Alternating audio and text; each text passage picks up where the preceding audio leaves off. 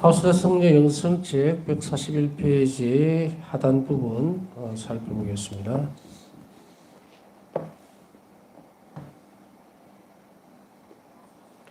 내 안에 있는 힘과 용기는 나의 것이 아니라 내 안에 사시는 분, 성체 성사의 것이다. 1291번. 내 안에 사시는 분, 성체 성사의 것이다. 인간이 되신 하느님, 그리고 빵이 되신 하느님, 그리고 인간 안에 들어와서 사시기를 바라시는 하나님. 결국 구원의 문제는 이 문제를 잘 알면 이 좌우의 교리들, 제가 교리를 가르칠 때 보면 어떤 문제들에 난관에 부딪히느냐면 처음 이제 교리반 들어오잖아요. 그래서 어느 정도 교리를 가르치다 보면 이런 질문이 아니고 이런 얘기들을 합니다. 가톨릭 교회는 너무 복잡해서 잘 다니기가 힘들겠습니다. 이런 얘기를 하는데 내용은 참 많아요. 그런데 학교 다닐 때를 생각해 보면은 이런 수학도 그렇고 어떤 원칙이라는 게 있어요.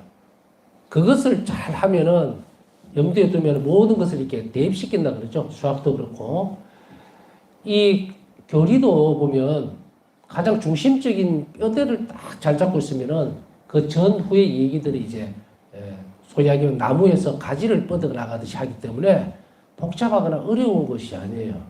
물론 신학이라는 것이 어렵습니다. 우리가 감히 인간이 하느님에 대해서 논한다는 것 자체가 그러다 보니까 이 말 저 말하고 횡설수설하는 것도 참 많이 보거든요. 사실은 데레사 성녀의 갈멜의 살길이라든지 갈멜의 살길 맞죠? 또 영혼의 성이라든지 영혼의 성은 확실히 제가 기억을 하는데 갈멜의 살길 가물가물합니다. 이해를 좀 하십시오. 신학 교정을 간 지가 벌써 33년이 넘었으니 여하튼 데레사 성녀의 영성서들을 이렇게 보더라도 참 어렵다는 생각을 가지게 됩니다. 그러면서도 놀라운 것이 또 하나 있죠.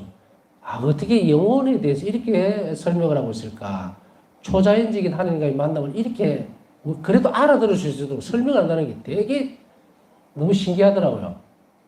여러분들은 안에서 내적으로 일어나는 어떤 문제나 현상들에 대해서 설명을 할 때 당연히 어려움을 겪죠. 상대방이 그걸 알아듣도록 하려면 어떤 데는 몰라 나는 하여간 그렇게 있어. 뭐라고 말로 설명이 안 돼. 대부분 이렇거든요. 더군다나 하느님과의 관계에서 일어나는 이런 것들을 우리 인간에게 알아들을 수 있도록 한다는 건 굉장히 어렵습니다. 어렵지만 그러나 그것에 대해서 지력으로만 이해를 하는 것이 아니라 우리는 성령의 도우심으로 그것을 이해를 할 수 있고 받아들일 수가 있게 됩니다. 그래서 이렇게 살펴보면은 이제 그 중심부에서 아주 뼈대가 되는 것은 뭡니까? 왜 하느님이 사람 되셨을까? 구원에 대해서. 그리고 왜 순환을 겪으셨는가? 이 부분에 대해서 물음표를 던질 필요가 없어요. 왜냐면 그렇게 할 수밖에 없어요. 창조를 했는데 사람이 죄를 지었어. 근데 이 죄를 되돌릴 수 있는 것은 사람이라야 돼요. 그것도 불순명을 일어나기 때문에 완전하게 순명할 수 있는 인간이 필요하죠. 그리고 흠드티도 없어야 돼요. 재물은. 그러니까 그거를 만들어낼 수가 없잖아요, 지금. 그러니까 만들어낼 수는 있어요. 왜냐하면 현재 있는 인간을 두고서 또 다른 인간을 만든다? 말이 안 되는 이야기죠. 창조가 이렇게 이루어지는 않으니까.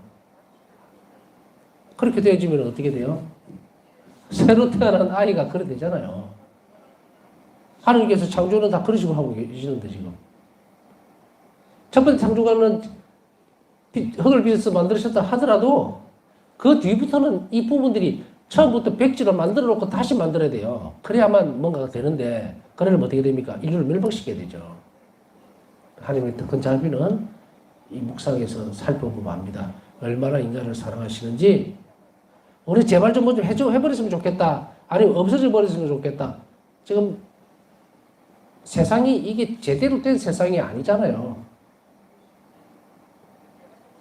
매일 들려오는 소리에다가 전쟁에다가 병적인 어떤 병에다가 막 보면은 이 사람이 살아가는 것이 아닐 수밖에 없는, 어쩌면은 교회가 없으면은 그냥 이 생지옥이에요, 생지옥. 그나마 하느님을 믿고 따르는 사람들, 그리스도인들이 양심이라고 하는 것, 하나님께서 부여해 줬던 그걸 붙들고, 그래도 남들은 99명이 안 해도 그 한 명이 그걸 지키고 있기 때문에 이 땅이 그래도 돌아가는 건데, 그 하나님 자비 때문에 돌아가는 거예요. 언젠가는 끝이 내겠죠. 근데 지금 우리가 감히 하나님 뜻을 앞서서 내가 다 없애버릴까요? 할 수는 없잖아요. 이것을 견뎌내는 것이 우리의 십자가고 고통이고, 또 그들의 죄를 대신 보수하는 게 우리의 상황이라면, 자, 여기에서 간단하게 얘기하면 이렇게 할 수 없죠. 그러니까 하나님은 어떻게 합니까? 예수님을 이 땅에 보내실 수밖에 없었고, 그리고 그 성자께서 십자가의 죽음과 고통, 그리고 부활을 통해서 어떻게 됩니까? 새 인간으로 사람을 창조할 수 있도록 길을 열어주셨죠. 구원의 길입니다. 이제 세례로서 사람들은 다시 태어날 수 있게 만들어 놓았죠. 너무도 엄청나고 신비로운 역사죠, 하나님의. 그러나 거기서 그치지 않고 인간이 영원한 생명으로 들어오도록 만들기 위해서 우리에게 신성성을 보여줘야 됩니다. 부어준다는 말의 표현이라는 것은 무엇을 이쪽에서 이쪽 옮겨간다는 그런 개념으로 하는 것이 아니라 신성성은 하나님과 하나가 되는 거예요. 그런 어떤 능력이나 성향을 가져오는 것이 아니고, 그래서 이것이 어떻게 돼야 됩니까? 내가 예수님으로 바뀌어야 돼요. 예수님이 나로 바뀌는 게 아닙니다. 내가 예수님으로 바뀌어야 돼요. 하느님으로 바뀌는 그 순간에 이제 완전하게 되면 천국으로 가겠죠? 그걸 위해서 뭘 주십니까? 성체성사를 남겨두신 거예요. 자, 이렇게 보면 모든 것들이 일목요연하게 딱 정리가 되죠. 그러면 예수님은 당신 자신을 성체로 남겨두셔서 우리 안에 들어오셔서 뭘 하시는가? 인간의 협력을 끊임없이 바라고 원합니다. 그게 뭐예요? 하나님께 의탁하고 이웃에게 자비로운 태도예요. 그것을 계속 우리 영혼을 안에서 그것이 커져 나가야 돼요. 영혼은 하나님께로 향하는 성향이라기보다 속성을 갖고 있습니다. 왜? 하나님 닮았거든. 그런데 원죄 때문에 이렇게 기울어져 있다가 이제 이쪽으로 돌아오게 되죠. 이제 비로소 인간은 어떻게 됩니까? 세례라는 것은 사랑을 다시 시작할 수 있게 되겠다 그랬죠. 하나님과 사랑이 없으니까 구약 때는 이렇게 기울어져 있죠. 죄악으로만 계속 갑니다. 하나님과 인간의 관계는 뭐다? 추종관계. 인간은 제사를 드리지만 하나님과 사랑을 나눌 수 있는 관계는 끊어져 버렸죠. 이제 예수님 오심으로 인해서 인간이 완전하게 하나님 사랑을 받았다면 우리도 인간이잖아요. 그러니 하나님 사랑을 이 땅으로 이끌어내리신 분이 누구다? 예수님이에요. 그러니까 왜 사람이 되실 수밖에 없었는지 이제 조금 이해가시죠? 자, 이렇게 사람이 되신 예수님은 우리 안에서 활동하시면서 우리 자신들을 뭐로 바꾼다? 당신으로 바꿔나가는 작업을 합니다. 영성체를 통해서. 근데 어제 쭉 설명드렸죠? 이 영성체는 그냥 예수님이 내 안에 들어오신다고 해서 해결이 되는 부분이 아니고 내 일거수일투족. 다시 하면 뭐 1분 1초 눈 깜빡거리까지도 전부 예수님과 닮아야 돼요. 예수님께 속혀버려야 된다는 얘기죠. 그 말은 뭡니까? 예수님 원하시는 대로 살아내줘야 된다는 얘기예요. 인간의 협력이 필요하죠. 그렇지 않으면 우리가 예수님으로 바뀔 수 없다. 자, 여기까지 보면 내 안에 사시는 분 성체성사의 것이다. 내 안에서 힘과 용기를 주는 것. 왜 힘과 용기가 있어야 됩니까? 악은 예수님이 우리 안에서 못 살게 만들거든요. 유일하게 우리가 하나님과 일치되지 못하게 방해하고 그 다음에 그걸 파괴시키는 것이 뭐다? 죄입니다. 하나님 안에서 죄가 발견될 수가 없기 때문에. 하나님은 완전한 분이거든요. 그러니까 흠덕티도 없어야 되는데 마귀는 계속 그렇게 빈틈을 만들어버립니다. 특히 고통이 막 오을 때, 어렵고 힘든 일들이 생길 때, 그때 우리가 원망이라고 하는 거죠. 하죠. 도대체 내가 뭔 죄를 그렇게 많이 다른 사람들보다 지었다고 이렇게 어렵습니까? 왜 나는 이렇게 기도했는데도 안 들어줍니까? 나는 뭐 때릴 주워온 자식입니까? 그러면서 또 울고불고 하다가 한쪽으로 돌아서 가지고 그래 내 탓이요. 내가 죄가 많아서 그렇지. 아이고 주님이 뭔 죄가 있으시겠나. 또 이래 했다가 이렇게 갔다가 저렇게 갔다가 엎어졌다가 일어섰다가 계속 하죠. 차라리 그래라도 하면 다행입니다. 딱 널브러져서 기절해버리는 경우 꼼짝도 안 해요. 네? 그 영혼에 하나님께 바라는 것도 없어요. 바라는 것이 없다는 것이 얼마나 겁나는 건지 압니까? 차지도 덥지도 않으면 뱉어버린다 그랬어요. 기억나시죠? 차지도 덥지도 않으면. 차라리 차면은 따뜻하게라도 만들죠. 뜨겁게라도 열정을. 왜? 희생을 통해서 할 수 있고. 뜨거우면 식힐 수도 있고. 그런데 여기에서 차지도 덥지도 않는 이 상태는 어떤 상태냐? 무관심 상태입니다. 하나님에 대해서 관심 없고, 사는 것도 관심 없고, 내가 이래 살다가 죽든지 말든지, 자기 삶에 대해서 완전히 그냥 끊어버리는 상태예요. 이 상태가 무슨 상태입니까? 이런 상태가 마귀하고 꽉 짝짝꿍 못는 상태예요. 짝짝꿍을. 다른 사람들을 보면 내가 무슨 뭐 크게 죄를 저지른 것도 아니고 뭐 그런데 뭐 마귀하고 그렇게 같이 붙어 산다고 생각하긴 하느냐고요? 하나님 사랑이 없으면 그래요. 구별이 나죠. 얼마나 겁납니까? 그죠? 그렇게 보면.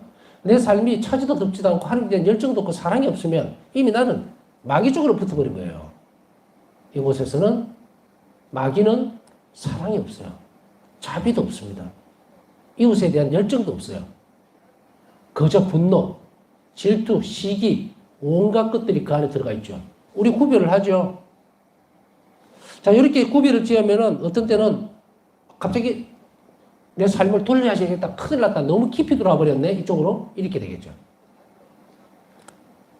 그냥 어떤 사람이 저는 성당에 가도 감각도 없고요. 무슨 뭐 간절하게 바라는 것도 없고요. 뭐 어쩌고 저쩌고 하면서도 자기가 원하는 것이 없는가? 그럼 그 사람은 성인인가? 아니면 아주 그냥 뭐 넉넉해서 권력도 막 정말 짱짱하고 재물도 많고 다 자기 주변에 다 자기를 위해 주고 뭐 이런 근심 걱정 없는 사람인가? 그게 아니에요. 어리 빠져서 그런 거예요. 감각이 없어. 나는 성당에 가 기도해도 뭐 딱히 그렇게 뭐 바라고 원하는 것도 없고요. 그래서 사는 꼴을 봐보면 엉망진창이에요. 이 말은 무슨 말이냐면 이 땅에서 살아가는 데 있어서 자기가 넉넉해서 그런 게 아니라 하나님께 나는 더 바라지 않겠습니다. 이 말이거든. 해봐야 소용이 없다는 거예요. 그건 우회적으로 그렇게 자기도 모르게 드러내는 거예요. 하느님에게 나는 더 이상 바라고 원하는 것이 없습니다. 그래서 나는 기도도 잘 안 돼요. 라고 하는 경우는 이 문제라는 거예요. 그러면 이 사람의 삶을 들여다보면 아주 비참하게 사는데도 모르는 거죠. 이만큼 인간을 피폐하게 만들어버리는 거예요. 그럴 때 우리는 어떻게 됩니까? 이 상태에 놓여져 있는 영혼은 즉시로 우리가 탕자의 비유처럼 탕자처럼 이렇게 빨리 돌아가야 되겠다. 아버지 집에 가야겠다라고 해야 돼요. 그래서 살다가는 안 되거든요. 그 정상적인 상태가 아니라고. 근데 평이하게 아주 교묘하게 악은 그걸 깔아놓는 거예요. 깔아놔. 이 세상에서 하나님께서 원하지 않는 것이 또 기도하지 않는 것이 필요할까? 아니죠. 절대로 아닙니다.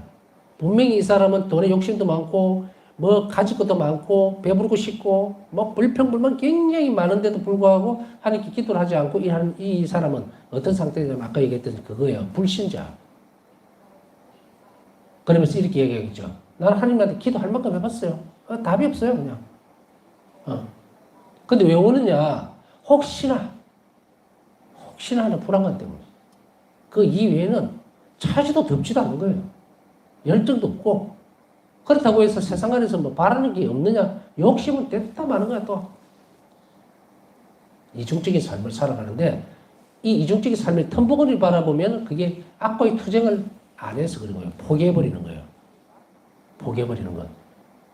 우리가 성체성사에 대한 것을 이 성사 안에서의 예수님과의 만남이 얼마나 중요한지 알겠죠. 이것이 살아나야 되는데 이것이 살아나지 못하도록 마귀는 조금씩 끌고 내려가면서 낙담하게 만드는 게 아니라 포기하게 만들어요. 하나님에 대해서. 이런 영혼은 영성체를 아무리 해도 소용이 없어요. 이미 기댈 것이 없기 때문에. 어떤 사람이 그런 이제 TV 드라마나 이런 데는 아니라더라도 그런 이야기 들어본 적 있죠. 보면 막 농담 반 이렇게 드라마 작가들이라는 거 희한한 사람들이라서 오만 소리를 다 하긴 하는데 이런 경우가 있잖아요. 막 깡패 같은 사람이 뭐 법을 믿냐? 나는 내 주먹을 믿는다. 자신을 믿는다 이거죠. 우리는 보이지 않는 어둠이 또 마귀가 쳐놓은 수없이 많은 가닥들을 잘 살펴볼 필요가 있는데 우리가 캄캄한 밤에 후라시도 없이 걸어가다가는 잘 걸려 넘어지게 마련입니다. 그러나 랜턴을 들고 비추면 피해갈 수가 있어요. 그 빛은 어디에서 옵니까? 하느님만이 유일하게 우리 주실 수 있어요. 그 빛을 끄트리지 않기 위해서는 무엇을 해야 될 것인가. 성체성사에서 멀리 떨어져 있는 사람들을 두고 저는 이렇게 말을 길게 하고 있는 것이 아닙니다. 살아내야 되는, 살고 싶은데 차지도 덥지도 않는 영혼들을 위해서 말씀을 드리는 거예요. 그러기 위해서는 뭐 해야 되느냐? 첫째, 낙담하지 마라. 주어져 있는 삶이 어려워 보일 줄 알아도 힘써 맞서 싸울 수가 있어야 되는데 지금까지 그런 것이 없었다면 바울사 성리 일기 내용을 분명히 해야 한다. 내 안에 사시는 분, 성체성사의 힘으로 나는 그것을 이겨낼 수 있을 것이다 라고. 그렇게 함으로 인해서 내 안에 사시는 예수님의 힘으로 사는 연습을 하셔야 돼요. 하셔야 합니다. 그래서 그러면 성체성사로 사는 삶이란 어떤 것인가? 그것은 낙담하지 않는 거예요. 그래서 사랑하는 삶이어야 돼요. 그리고 십자가를 보고 두려워하지 말아야 됩니다. 그리고 그 고통을 하나님께 봉헌할 줄 알아야 되고, 비록 내가 한데 주어져 있는 이것이 악한 것이랄지라도 자비롭게 대할 수 있는 것. 그게 뭐다? 성체성사로 오시는 예수님, 영성체로 오시는 예수님의 기대어서 그분의 힘으로 그 일을 해내기 시작할 때 그때에서 비로소 우리는 성체성사로 내 삶을 살아낼 수 있다. 이 말입니다. 영성체는 성녀를 영적으로 튼튼하게 하였으며 매일의 희생을 견딜 수 있는 용기를 주었다. 1기 1386번. 매일을 견딜 수 있는 용기를 주게 되는데 여기에서 바울사 성녀는 끊임없이 영성체로 오신 예수님과 계속해서 일치하려고 애를 썼습니다. 이건 뭐냐면 의식적으로 한 거예요. 여러분들도 하실 수 있어요. 성체를 영하고 난 뒤에 내가 어떤 예를 들어서 오늘 영성체를 하고 나가죠. 그러면은 계속 의식적으로 내 안에 예수님이 머무신다는 것을 자꾸 인식해야 돼요.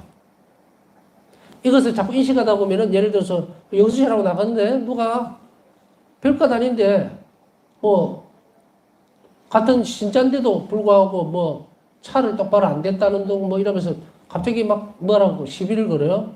그래서 또 욱해서 내가 뭔데 잘못된 게 뭐냐 이 당신 그런 것도 신자하고 막 사태질을 하는 것이 아니라 내 안에 있는 예수님과 의식적으로 만나야 돼요. 내가 거룩한 성체를 영하고 여기에 분노를 해서 될 것인가? 이것은요, 예수님 하기 싫어해요. 근데 내가 막 그 사람에게 사태질을 하면서 막 험한 말을 해버리잖아요? 짜증을 내고, 뭐 인간이 그걸 가지고 그러냐고 막 맞받아치고 이렇게 될 때는 마치 어떤 형태가 되느냐면요. 여러분 자녀들 있죠?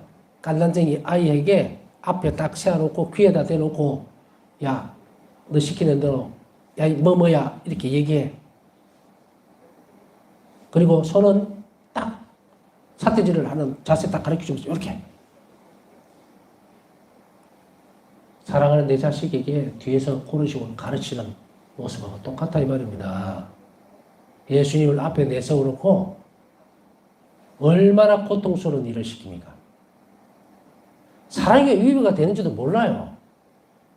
이렇게 자신이 뭔가를 할 수 있는 내가 이 말을 뱉음으로 인해서 예수님이 너무도 고통스럽고 힘들어한다는 사실을 모르는 영혼은 예수님과 사랑의 일치를 이룰 수도 없고 깊어질 수도 없어요.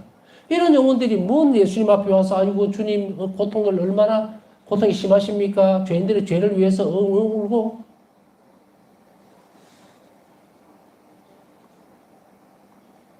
뭐 이상하죠, 그죠? 저는 있는 그대로만 얘기를 하고 있을 뿐, 뭔 드라마 작가도 아니고 만들어낸 것도 아니에요. 예수님이 죄 짓도록 강요하지 말라는 거예요, 내가. 우리 스스로가. 영성체에서 이 순간만이라도 정말 인지하고 견뎌낼 수 있다면, 그래서 내가 그 사람에게 정말 폭언적인 것, 못된 말, 못된 생각을 할 수 있는 것도 자제하고 억누르는 것이 내 안에 예수님, 아까 얘기했잖아요. 내가 때리지는 않아. 그런데 예수님 앞에 세워놓고 예수님 손을 딱 붙들고 한 대 때리는 거하고 뭐가 별반 다를 게 있는가? 틀린 말입니까? 아니에요. 이런 것은 예수님의 영성체로 내 안에서 이미 하나가 되어 있다고 나하고. 이렇게 하지 않으면 우리 이런 의식과 그리고 이러한 묵상을 하지 않으면 우리는 안 변합니다. 인간은 변할 수가 없어요. 무슨 사람들이 말로 하기에 뭐 악습을 고쳐달라, 나는 이런 것이 있으니까 절대로 하지 않도록 제발 은총을 베풀어 달라. 자기가 할 마음이 없는데 무슨 번쩍하고 번개가 치듯이 변화되기를 바랍니까? 그런 얄팍한 속셈으로는 하나님 만날 수가 없어요.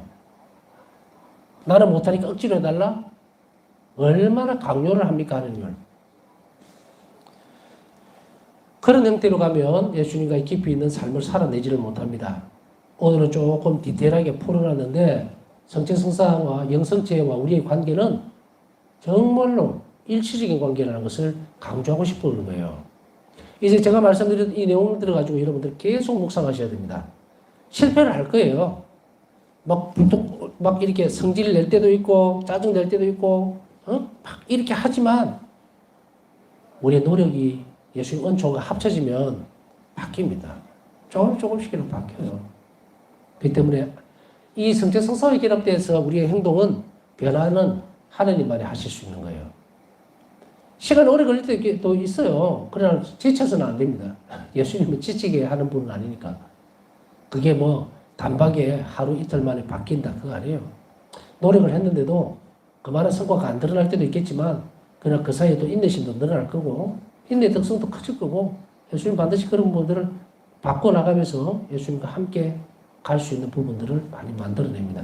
그러니 제발 이 영성치 이후에 우리의 생각이나 생활들이라는 것이 정말 자기 자식 사랑하는 그 자식을 도로가에 그냥 건널목 있을 때 먼저 건너가게 하고 지나가는지 안 지나가는지 다 보고 안전하게 가는지 그걸 보는 게 아니라 네 먼저 건너가라 그 다음 내가 뒤를 따라갈게 이런 거하고 똑같은 거예요.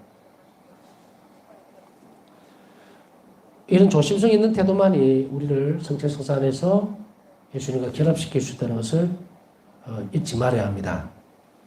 영성체는 성녀가 고통에 대한 두려움을 극복할 수 있도록 도와주었다. 일기 876번. 제가 얘기했던 이 부분들은 내가 얘기한 게 아니고요. 바울사 성녀가 말씀하신 것을 저는 조금 풀어준 거예요.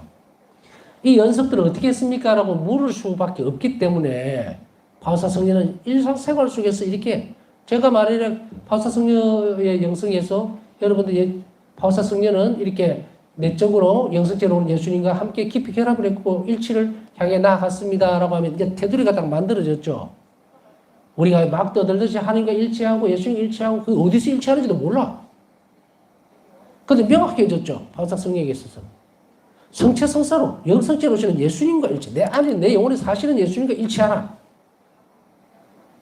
밖에 막 떠돌지 말고 예수님과 일치에 대해서 이 부분만 아주 어찌 보면 명확한 명제같이 딱 자리를 잡고 있는데 뭔 그렇게 말이 많아가지고 일치를 하려면 이렇게 해야 된다 저렇게 해야 된다. 내 안에 하나님의 사실이 온다는 것을 확실하게 고백해내야 돼요. 그게 재병이나 성체, 밀떡이 아닌 살아낸 예수님이 내 영혼 안에 사실이 온다는 깊이 있는 신앙적 고백, 사랑으로 영접해내는 그 마음, 그것이 없이는 안 됩니다. 이런 일치의 문제와 우리의 영혼이 그것으로 기울어질 때, 그러니까 이 영혼은 어떻게 합니까? 주변을 정리하기 시작하죠. 예수님이 살아낼 수 있도록, 사실 수 있도록. 내 삶이 잘못돼서 있으면 이것을 뿌리 뽑으려고 그러고, 무엇을 위해서? 예수님이 내 안에 사시도록 하기 위해서. 이게 예수님을 위해서 사는 거예요. 예수님을 내 주인으로 모시고 예수님을 첫째 자리에 놓는다는 것은 이거예요. 그렇게 함으로 인해서 이렇게 살아가는 영혼은 고통을 극복할 수 있도록 늘 안에서 예수님이 도와주신다는 그런 사실을 알아듣습니다. 체험을 한다 이 말이에요. 온 영혼으로 그것을 이해합니다. 받아들이고 그리고 감사할 줄 알게 돼요. 이거는 뭐다? 여러분 각자가 처음에 내야 되는 영역입니다. 내가 예수님과 함께 사는 그 삶의 모습을 여러분들은 모르잖아요. 여러분들 내면적으로는 예수님과 각자 그 긴밀감 또 친밀감을 연습해서 살아내야 된다는 얘기예요. 그런데 뼈대는 똑같거든요. 사는 형태가 우리 인격이 다르기 때문에 그 사람에 맞추어서 예수님이 살아가는 거예요. 그렇기 때문에 그것을 그렇게 그렇습니다라고만 하지 그것을 이렇게 세부적으로 얘기할 수는 없어요. 영혼과 예수님과의 만남이기 때문에. 그러나 바울사 성경이 이야기하고 있는 영혼이 가지고 있는 이 뼈대는 예외가 없어요. 똑같이 적용된다. 영성체는 성령과 하나님 뜻을 충실하게 수행하고 자신의 삶을 완전하게 변형시킬 수 있도록 힘을 주었다. 그래서 바울사 성령은 보면 일상에 지치고 힘들고 단조로울 때마다 어디로 집중을 했습니까? 영성체로. 성체성사로. 오시는 주님을 기다리고 마치도 이 부분이 어떤 대목을 연상시킵니까? 주인이 돌아오기를 기다리는 종의 모습이죠. 부지런히 일하고 열심히 언제 와도 정말 칭찬받을 수 있도록 준비하고 그 영혼의 모습을 우리는 간직해야 됩니다. 그녀는 이렇게 고백했다. 내 안에 있는 좋은 것이라면 모두 영성체 때문이다. 여러분들 이 순간들을 한번 기억해낸 적이 있습니까? 내가 오늘 착한 일을 했을 때에 말 그대로 선한 일을 하게 될 때, 혹은 선한 생각을 했을 때, 어느 날 갑자기 이런 사람이 있잖아요. 신부님, 갑자기 드는 생각이, 지금 전쟁 중이잖아요. 그래서 그 영혼들이 준비 없이 죽는 것 같은데 너무 마음이 아픕니다. 그래서 미사를 좀 드려도 될까요? 라고 한다면, 오케이죠. 선한 생각이에요. 그러나 거기에서 자기 생각을 고치면 안 되고, 바울사스녀는 어디까지 우리를 이끌어가는가? 분명히 나는 그 생각 안 했는데, 그 선한 생각이 어디서 왔을까? 그것은 영성체 때문이구나. 내 안에 있는 예수님께서 선한 생각을 나에게 불러일으키셨고, 그리고 내가 그것에 협조한 거예요. 협력. 사람들은요, 어떤 부분에 있어서는 모든 사람들이 다 이렇게 사는 것인가 하면 그렇진 않습니다. 무시해버리는 사람도 많아요. 이 사람은 어디가 부족합니까? 선한 생각이 예수님에게서 왔다는 것, 성체 때문에 왔다는 것을 무시하기 때문이에요. 그러면 성체로 인해서 그 선함이 왔을 때 우리는 무엇을 끄집어내야 됩니까? 그 선함 자체가, 선한 생각이 실행될 수 있도록 해야 되겠죠? 예수님이 원하는 건 그거거든요. 근데 사람들은, 선한 생각을 했다. 아이고, 불쌍해서 마음이 너무 아팠어요. 이라고 땡! 끝나버리면. 성체성사로 영성체 안에 온 예수님께서 불러주셨던 생각이, 불러일으켰던 그 생각이 어떻게 됩니까? 행동으로 가지를 못하니까 열매가 없게 되죠. 이런 훈련과 연습을 하지 않으면 더 깊이 들어가지 못합니다. 예수님과의 더 깊은 생각의 일치, 영혼의 일치, 이것을 계속 연습해서 그게 실행되어져야만 깊어진다는 것을 잊지 말아야 됩니다. 이 모든 것이 영성체 덕분이다. 나는 이 거룩한 분이 나를 완전히 변화시켰다고 느낀다. 일기 1392번. 여러분들이 이 일을 충실하게 잘 살펴보는 것도 앞으로 미래의 일이고, 지난 시간들을 돌아보세요. 내가 영성체를 하지 않았던 순간들이 있었죠. 비신자일 때. 그때와 물론 태어나면서부터 저같이 세례를 받아버렸으면 그런 부분들은 이해하기가 힘들겠지만, 그러나 대부분 보면 요즘은 유아세례보다는 성인이 돼서 세례를 받은 사람들이 많잖아요. 그 경우를 지금 얘기를 하면, 세례 받았을 때와 세례 이전의 상태, 그때 변화된 것이 있는가를 살펴본다면, 우리는 문득 참 내가 좀 착해졌다라고 느끼는 사람도 있을 거예요.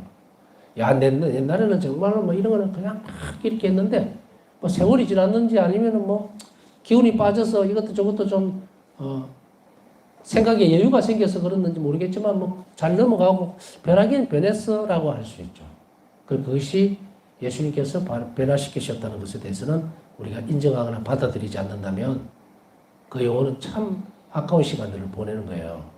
하나님과 일치할 수 있는 시간들을, 이 귀한 시간들을 전부 다 허비시켜버린 거다. 만일에 우리가 영성체를 통해서 또 우리가 신앙생활을 함으로 인해서 변화된 것들, 긍정적이고 그리고 밝은 쪽, 다시 이야기하면 하느님이 그리스도인다운 쪽으로 기울어졌다면 그것은 무엇 때문인지 분명하게 하고 있죠. 그것은 영성체 때문이다. 영혼의 세계에 갔어야만, 참 이 부분은 물음표가 아니라 느낌표를 여러 수백 개를 주고 싶은 대목이에요. 영혼의 세계에 갔어야만 우리는 영성체가 우리에게 가져오는 아주 신비로운 위대한 효과를 알게 될 것이다. 성체성사에 대해서 얘기를 하면서 참 많은 부분들을 할애하면서 제가 얘기를 하고 있는 것 같습니다. 덤벙덤벙 넘어갈 수도 있지만 절대로 그럴 수가 없는 것이 뭘까? 또 왜 이렇게 대목대목을 이렇게 뭉쳐서 자꾸 예시를 든다든지 실생활 속으로 파고 들어갈 수 있도록 자꾸 얘기를 하고 있는 것인가? 라는 것은 사실은 한마디로 얘기하면 오늘 조금 전에 읽어드렸던 이것에 대한 안타까움 때문에 그런 거예요. 여러분들이 지금 이것을 습득하고 실행해 나감으로 인해서 예수님과 깊이 있는 관계를 맺지 못한다면 여러분은 영원에 가서야 깨닫는다는 거예요. 그때가 되면 끝납니다. 기회가 없어요, 이제. 영원히.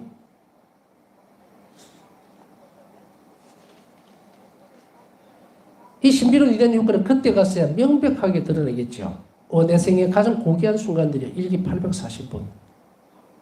여러분의 생애에서 가장 고귀한 순간이 지금입니다. 이 시간. 언제 여러분이 어느 때 누구에게서 이 이야기를 또 듣겠습니까? 못 듣습니다.